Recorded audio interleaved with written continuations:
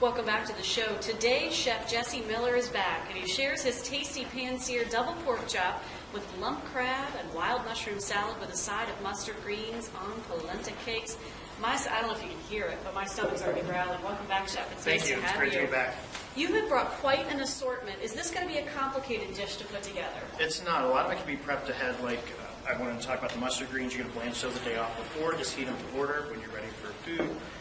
With your grit cake here, you got to make it the day before so it kind of sets up and you can cut it. So we could get started on tomorrow's special meal today, and Absolutely. you have like 2 steps taken care of. Absolutely. You can even have your vinaigrette ready. Your sauce can be ready. So a lot of opportunities. But the star of the show is this Fred Flintstone-esque meat here on the pork chop, right? Absolutely. How on earth do you go about getting that? Well, I actually had to make several calls around Richmond, and Whole Foods was the store that could cut that to order for me, and a single chop was about $7.50. And you had to specifically order this. What type of cut is that? This is a double cut pork chop with 2 bones. And are they French? Is that what that is? French is when you clean it off. Okay. And I like to do this because a lot of times people overcook pork because they're still afraid that you have to cook it to well done, but more importantly, they always cut it real thin.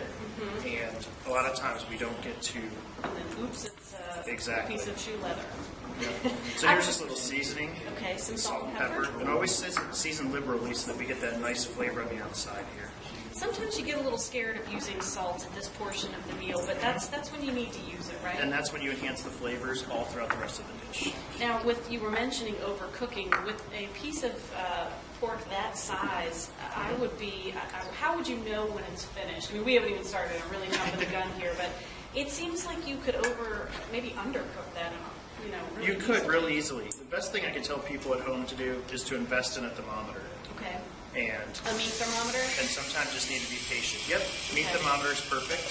You were giving me a little 101 on how to tell whether or not that pan was ready. You got it pretty hot, right? About medium high. One of the things that a lot of people do in cooking is they put this on high heat and cook it real quick. I've started cooking about medium heat on medium oil, get a nice crust on the outside, and then I just finish it in the oven until it reaches about 140 degrees. Okay, excellent. So we got that started there. Now we have to start on the... Yes, what I'm going to actually demo is the mushroom crab salad. Okay. I kind of like to play with hot and cold on a dish, so I would do this salad as a room temperature dish with the hot pork chops that comes out of the oven, the hot grit cake. Okay, excellent. So you give yourself a little bit of a break between all the different flavors and textures and temperatures. Yeah, so we got a little small sliced red onion. A lot of people I've seen are kind of afraid of red onion. And if you cut it small, then you're gonna be okay. These are just some shiitake and oyster mushrooms I sauteed yesterday, so that could be done ahead as well. Okay.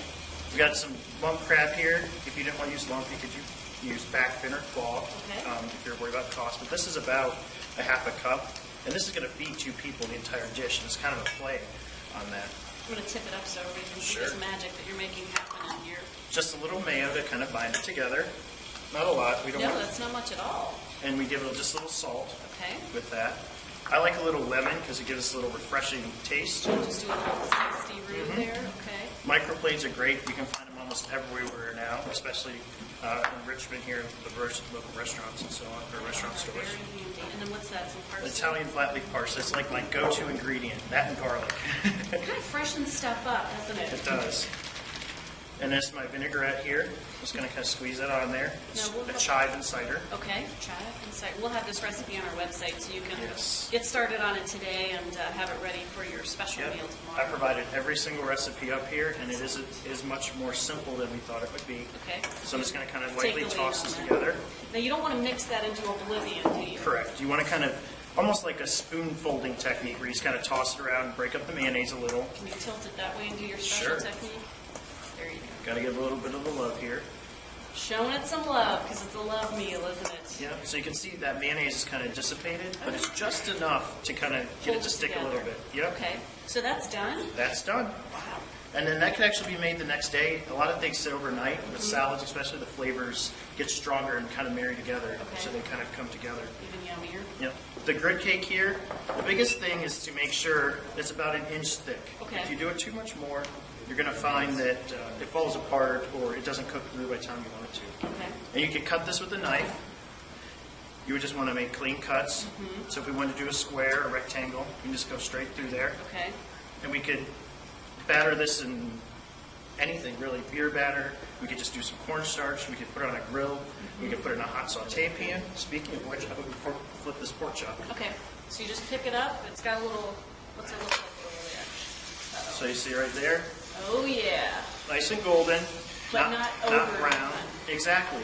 And it's going to give a nice little crust and texture difference on the outside, and then that soft, subtle texture on the inside of the pork that we put. Now, how crummy would you feel if you put that on high and then all of a sudden one side is cooked too much? And anyway, Well, that's you're one of the showing things that we us try all to. That if you cook it evenly on each side, it's going to meet in the middle with that warmth, and it's going to not be overdone. And again, that thermometer Exactly. will really help. You can also use a biscuit cutter. You can cut them in triangles. Just push it straight down.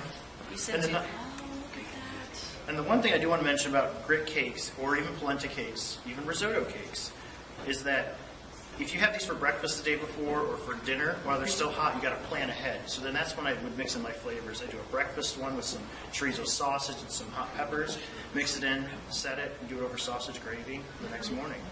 Well, you could make that in advance and get away with all sorts of meals, couldn't you? Absolutely. I heard somebody say gravy. Yeah, so we have our grit cake done, and you've already gotten this together. Mm-hmm. And so now what would you do? You're going to pan-sear your polenta cake? I would if do you'd that like as to? well, because it's going to take less time to cook.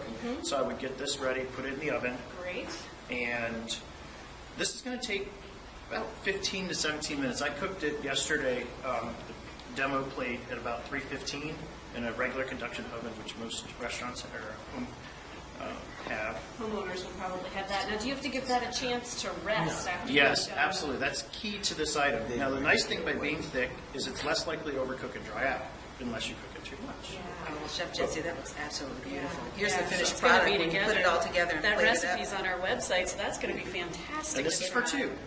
No. We want the I mean, you can have the one if Fred you want. Flintstone portion first, don't we? That means love. Somebody can serve that. You're welcome. Thank you so much. Thanks, Jesse, so Yeah. much. And thank you so much for joining us here on Virginia this morning. We hope you have a great day, and join Carrie and I for all your news and weather updates today at noon. See you tomorrow. Thanks.